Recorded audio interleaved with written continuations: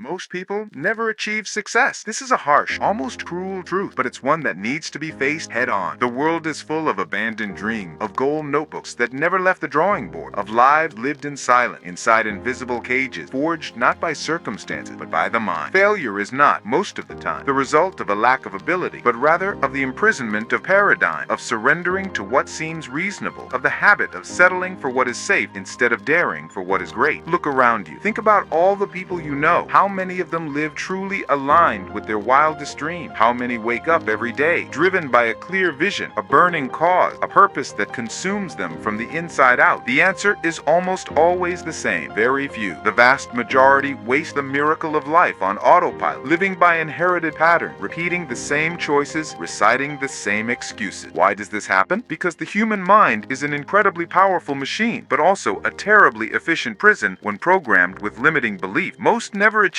success because they don't know it's possible to reprogram this machine. We grow up hearing voices that say, it's impossible, it's not for you, don't take risks, play it safe, don't dream too big. And slowly, these phrases become invisible chains that bind our imagination. Bob Proctor said that most people don't pursue what they truly want, only what they believe they can achieve. That's the breaking point. It's not a lack of desire, it's not a lack of dream. Everyone has dreamed big at some point, but somewhere along the line, often too soon, we were taught to dim the flame. We began to measure our dreams by what seems realistic rather than by what burns in our hearts. History is full of examples of those who refused to live up to this standard. Thomas Edison, a man who failed thousands of times before creating the light bulb, refused to accept the limits imposed by failure. Henry Ford, criticized by everyone for insisting he could create a car affordable for the masses, was called crazy more times than we can count. Walt Disney was fired from a newspaper because, according to the editor, he lacked imagination. They all could have accepted the majority verdict, but they didn't. They chose to escape. And here's the secret. Escaping doesn't mean running away from the world. It means freeing yourself from conditioning. It means recognizing that you don't have to live within the majority narrative. It means deciding with conviction that your life will not be defined by odds, but by your faith, your discipline, your vision. But the question that echoes is how to escape, how to break out of the crowd that surrenders to mediocrity and join the small group that conquered. It's not about luck. It's not about innate talent. It's about mindset. It's about reprogramming the mind to believe that the impossible is just an opinion. It's about acting with unwavering discipline, about cultivating a vision so vivid that nothing from the outside can destroy it. Think about it. Most people never achieve success because they stop at the first hurdle. They give up at the first criticism. They retreat at the first failure. But those who escape understand that failure is not an end, but a stepping stone. They know that every fall is a lesson. Every obstacle is a gym to strengthen the mind. Most run away from pain, but those who conquer it understand that pain is the price of transformation. And when you look at life with this perspective, something changes. You stop wondering if it's possible and start asking yourself, what am I willing to give in return? What price am I willing to pay for the success I desire? And this question is liberating because it puts the power back in your hands. Most people live blaming the government, the economy, luck. Those who escape take full responsibility. They know that if anything is going to change, the change starts within them. Success ultimately is not a destination, it's an identity. It's a reflection of what you believe about yourself. Most never achieve success because they never dare to believe big enough, because they prefer to cling to the familiar rather than pursue the extraordinary. But those who decide to escape, they write history. Most people never achieve success because they confuse movement with progress. They stay busy, rush from one thing to the next, fill their days with purposeless tasks, but rarely take a real step toward what they desire. They're tired, exhausted, but they don't evolve. It's like running on a treadmill. Lots of effort, no progress. The world is full of busy people, but empty of productive ones. Success isn't built by the amount of things you do, but by the clarity of the right things you do every day. Clarity. This is one of the biggest keys that differentiates those who escape from the majority. Most don't know what they want. They know what they don't want. They know what they fear. They know what they hate, but they don't have a clear, burning vision of what they want to achieve. And without vision, there is no direction. And without direction, any distraction leads them astray. Clarity is the map, and vision is the fuel. When Walt Disney dreamed of Disneyland, there were no investors, no support, not even credibility. But his vision was so vivid, so clear, that he could see the park when the land was nothing more than an empty swamp. He lived the future in his mind before anyone else could see it with their eyes. That's why he was was able to endure the criticism, the loan denial, the bankruptcies, the nights of uncertainty, because while others saw only problems, he saw the castle complete. And this is the crucial point. Most people never achieve success because they believe more in what they see with their eyes than in what they feel with their mind. They live trapped in the current reality, forgetting that all reality was once just imagination before it became concrete. Wright's airplane was just imagination. Edison's light bulb was just imagination. Carnegie's empire was just imagination. Everything that seems obvious today was once ridiculed, but most can't stand being ridiculed. They crave approval. They want others to believe before they even believe themselves. And that's where they fall into the trap, because the path to success is lonely. It's a path where for a time only you can see what no one else sees. If you need everyone to believe, you'll never get anywhere. That's why discipline is so important. Discipline is the bridge between vision and reality. Most people never achieve success because they lack discipline. They want results, but they don't want consistency. They want change, but they don't want to give up old habits. They want freedom, but they don't want to pay the price of responsibility. Think of any successful person you admire. They all have insane discipline. Abraham Lincoln spent years failing in politics, losing elections, being criticized, but he never gave up studying, growing, or trying again. Edison experimented daily, even after 1,000 failures. Steve Jobs maintained an obsessive standard of excellence in every detail. Discipline isn't glamour. It's not momentary inspiration. It's doing what needs to be done even when you don't feel like it. Most people live at the mercy of motivation. If they're inspired, they act. If they're tired, they stop. If they feel like it, they do it. If they don't, they put it off until tomorrow. But those who escape understand that willpower isn't reliable. What's reliable is discipline. They don't ask if they feel like it. They simply do it. They become consistency machines. And this consistency creates results that most never achieve. And there's another reason. Most never achieve success because they give up too soon. The world is full of stories of people who are one step away from victory and backed out. Napoleon Hill told of a man named Darby who gave up digging for gold just 3 feet from the richest mine of the time. He stopped too soon. How many people quit just when life was about to reward them? How many abandon a dream because they couldn't handle the pressure any longer? Success doesn't happen when you want it. It happens when you're ready. And being ready isn't about external circumstance. It's about internal preparation. It's about becoming the person who deserves the result. Success isn't a prize. It's a reflection. It comes to you not because you beg for it, but because you transformed yourself into someone who could no longer be denied. And here's the point many refuse to accept. Most never achieve success because they're unwilling to change. They want different results without becoming different. They want prosperity with the same scarcity mindset. They want freedom while maintaining the same habits of mental slavery. They want health without physical discipline. They want wealth without financial discipline. They want love without emotional discipline. But the universe doesn't negotiate at this level. It demands transformation. You need to change to escape. You need to break the paradigms you've been handed. You need to confront the beliefs that limit your vision. You need to kill the old self that lives on excuses and give birth to a new self that lives on purpose. This is where most fail. They don't want the pain of change, but it's precisely this pain that shapes winners. What separates most from the few who escape isn't talent, it's not luck, it's not origin, it's courage. The courage to stand firm when everything seems to be falling apart. The courage to keep walking when there's no applause, when there's no recognition, when the darkness seems denser than ever. It's at this point that most give up, because they expect life to make things easier, when in fact it's life that's testing them, testing whether you're worthy, testing whether your vision is real or just a passing fancy. Have you ever noticed how the greatest success stories always carry periods of profound failure? Thomas Edison failed thousands of times before he lit up the world. Henry Ford bankrupted companies before revolutionizing industry. Abraham Lincoln lost countless elections before leading a nation. These men had something in common. They refused to let defeat define their fate. They weren't driven by majority opinion. They had a voice within them that said, "Keep going. Don't stop now. The world has yet to see your greatness." But most don't listen to this voice. Most surrender to the external noise. They are guided by criticism, mockery, and doubt, and they forget that every genius, every visionary, every empire builder was first called crazy. It's almost a law. If you're not being criticized, it's because you're living too small. If no one is laughing at your dreams, perhaps your dreams are still too small. Most never achieve success because they confuse comfort with happiness. They seek stability. They seek security. And in doing so, they forego greatness. They live chasing a life without risk. And ironically, they end up living a life without rewards. Success demands risk. It demands throwing oneself into unknown water. It demands crossing the abyss of uncertainty with nothing but faith as a bridge. And this is where belief becomes the game changer. Because most people don't believe. They talk about wanting, they talk about dreaming, they talk about changing, but deep down, they don't believe they're capable. And the mind is a faithful servant. It only produces what you truly believe. If you believe you're limited, the mind will find proof to justify your limitation. If you believe you don't deserve wealth, you'll unconsciously sabotage every opportunity that comes your way. If you believe you were born to be average, life will be happy to give you exactly that. But those who escape, those who truly achieve, feed their belief like an unquenchable fire. They see themselves rich before they have a dime. They see themselves healthy before they heal. They see themselves victorious even on the ground of defeat, because they know that the mind is the field where everything is first created. And here's one of the biggest secrets. You never attract what you want. You attract what you are. Most people never achieve success because they keep wishing, but they remain the same person. They desire abundance, but they continue to think about scarcity. They desire freedom, but they remain enslaved by habits. They desire greatness, but they continue to act small. If you want to escape, you must first become yourself. Become the version of yourself that already experiences success before it arrives. This is the key Napoleon Hill revealed in Think and Grow Rich. The burning desire combined with absolute faith, not a religious faith, but the unshakable faith that what you imagine already exists in potential and is being shaped by your actions. Most people don't understand this power. They wait to see before they believe. But those who escape understand that first you believe, then you see. First you build within, then you manifest without. First you create in thought, then you harvest in matter. And this is where the discipline of programming your mind comes in. Bob Proctor always said, if you can hold the image in your mind, you can hold it in your hands. Most fail because they don't protect their mind. They spend hours consuming fearful news, social media comparisons, and empty distraction. They feed their minds garbage and expect to reap greatness. But the mind is fertile soil. It will always bear fruit, but it will only bear what you sow. You sow doubt, you will reap failure. You sow belief, you will reap victory. You sow fear, you will reap paralysis. You sow courage, you will reap freedom. Most never achieve success because Understand this simple principle, but the few who do, and who fill their minds daily with images of victory, inevitably end up escaping the average. Because a mind shaped by faith and discipline becomes a magnet for opportunities, connections, and wealth. And there's another point, gratitude. Most people are always complaining, and they don't realize that complaining is the language of scarcity. Those who complain focus on what's missing, and what you focus on expands. Those who escape live in gratitude, even when they don't yet have